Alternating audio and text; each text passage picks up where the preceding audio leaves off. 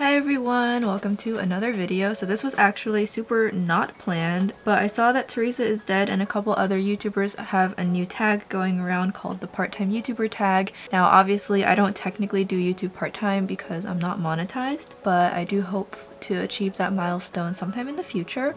Before anybody might be asking, I did not film this look. I was practicing for something, so I think the experiment went okay. It'll look a lot better if I put on false lashes, but I was just experimenting with something, so I'm not going to give the details on this look because I was just trying to figure out something for a video. So don't mind me with the look. It will make a return later, new and improved. But let's go ahead and get started with the questions. I don't want to talk too long. So the first question was, what is your main gig? Do you work full-time? Are you a student or a parent? Spill the beans.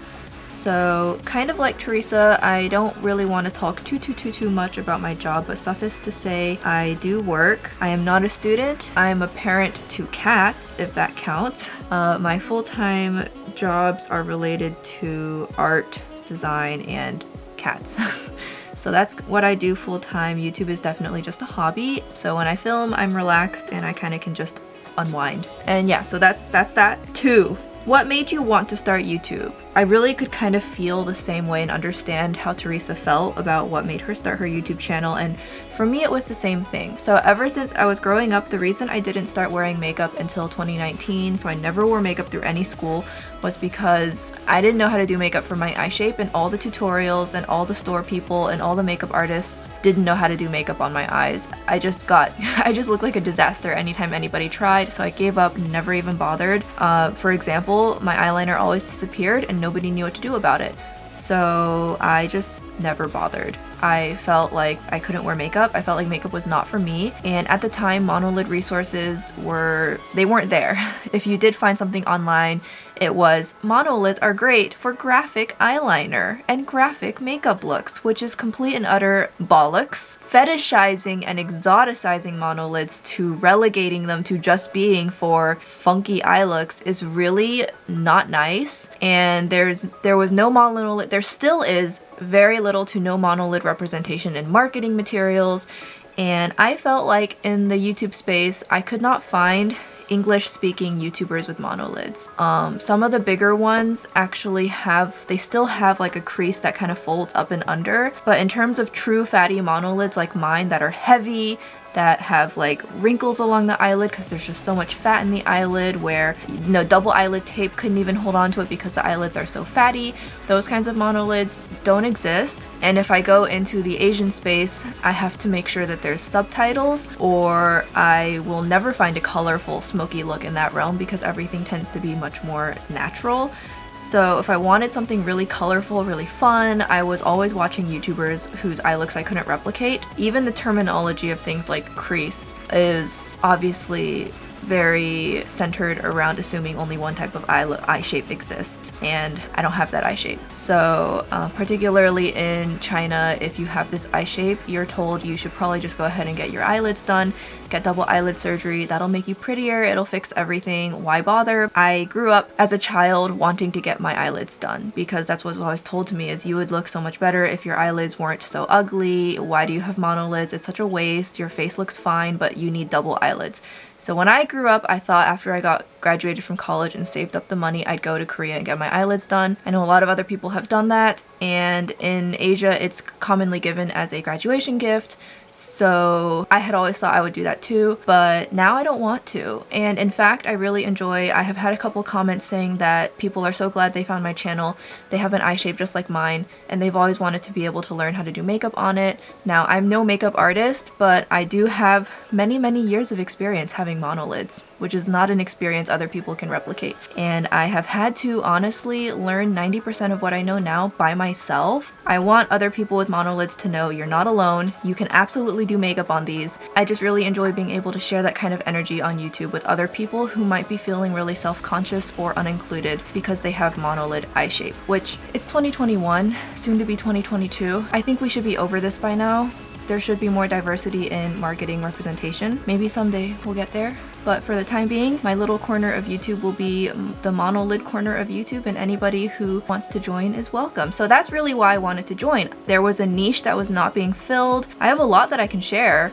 You know, it might not be perfect. Obviously, I'm no Patrick Ta or Hung Van Gogh, but I swear there's definitely makeup artists out there who went to school and are licensed and certified and would totally just screw these up. I would look like a disaster. I would know because I've had some try and fail. So you know what? If I can even help just one person feel more comfortable with their eyelid shape, then my job is done and it will have all been worth it. So that's why. There's some serious baggage that can come with it. There's some real serious beauty standards in East Asia. They are not nice. Also, it's like a complete 180 from my usual stuff that I do, so I really feel like I can step into a bubble where I leave work at work and I'm kind of in a separate bubble of existence where I don't think about my problems when I'm here doing makeup. So it definitely is kind of a therapy for me, so I figured why not just film what I'm doing.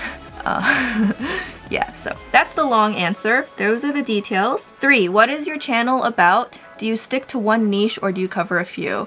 So as of right now, it's really just makeup, monolid makeup tutorials. You'll see that in almost every title of my video. I do have a handful of vlogs, I have a handful of kitten videos, and I think those are a lot of fun. And I do want to do more kitten vlogs in the future. I just am supremely lazy and haven't felt like it because vlogging is, for some reason, it's really difficult for me to work up the motivation to vlog. I have also occasionally done fashion hauls from YesStyle, so I look forward to doing more of those in the future. I have mentioned a couple of times that I really enjoy Lolita fashion, so one day I'd like to expand my channel into more beauty adjacent material. I also would really like to continue to dig my heels in and film more videos featuring my cats and my kittens. I know sometimes the algorithm is not nice to people who do too many topics at once, but yeah, I want to do that. 4, did you always know YouTube would be a side gig? Do you ever want to be a full-time YouTuber? No, I don't want to be a full-time YouTuber because that means I wouldn't have any other jobs. I enjoy my other jobs, particularly kitten rescue, kitten fostering. Absolutely enjoy it. I love being an artist. I love drawing. Can't see myself quitting any of those, so that means YouTube would never be full-time. And in fact, I like it that way because it ensures that, mentally speaking, I feel like YouTube is still a bubble where I relax and I enjoy myself. If I were to turn it into a full-time job, I wouldn't be able to relax anymore. This is like my space where I really can just chill out and not think about my problems, so I enjoy keeping it that way, especially when I have really hard times. The first thing I want to do is I just want to come and film, so especially this is particularly relevant when I have lost kittens. After I lose them and after I've, you know, done everything I need to do regarding logistics of their death, the very first thing I want to do when I get back home is I just want to sit in front of the camera and film something. It's very helpful in helping me heal. So yep, I don't think I'm ever going to be a full-time YouTuber. It will always be a side gig and I like it that way. I really do. What is your schedule like? When do you film? When do you edit? My schedule is a mess and my routine is chaotic. There is no order in this house. Ideally, I would film in the mornings because then my skincare routine is fresh and everything. No, it doesn't happen. As of right now, 9 times out of 10, I'm filming at a time where I'm supposed to be in bed and then I just edit the next day. I don't have a schedule. I really don't. And I know some people are like, you need to be organized, you need to be on schedule, you need to have a routine. Look, if you have ADHD like I do and it's a raging case of it, just do what works for you. Oftentimes, I cannot do anything unless I feel like it. Like, my brain has to be on the channel for me to want to do something. So if my brain's on the channel of filming and it's like super into the channel, I'll film 2 or 3 times. I'll wash my makeup off and put it back on. If my brain is not on the film channel, it's just not happening. If you have ADHD, you'll totally know what I'm talking about, where you feel like you can't control what you want to do. You just have to roll with the punches, and if there's a day you feel like doing X, then you just go and do X and you'll be double productive, because if you try and force yourself to do Y, you're gonna do neither. That's how it works. So no, I don't have a routine. I have to work with my brain. I can't force myself to act the way my brain doesn't want to. How do you keep your YouTube channel organized? Do you plan videos ahead or just film when you feel like? You know how I said my schedule's chaotic? So is my YouTube schedule. I do not keep track of what videos I have filmed or plan to film. I have recently taken up the hobby of bullet journaling just to kind of try and make sure I don't lose my head. Seems to be working, so in there I'm starting to brainstorm future video ideas, and if I film them, I'll cross them off, but that, I kid you not, is the extent of it. I do not have plans of what I'm gonna film. I don't necessarily only film what I feel like, but if I really don't feel like filming and I want to film something random, I will, as evidenced by some videos I've been uploading this month that were completely random. So no, I have no schedule. I honestly, with regards to what I have filmed and what I do need to film, I just keep it all in my head and I just remember it. I have ADHD, so I can't remember anything, but I can remember this. So I'm either really stupid or I'm like secretly a genius. I don't think I'll ever know.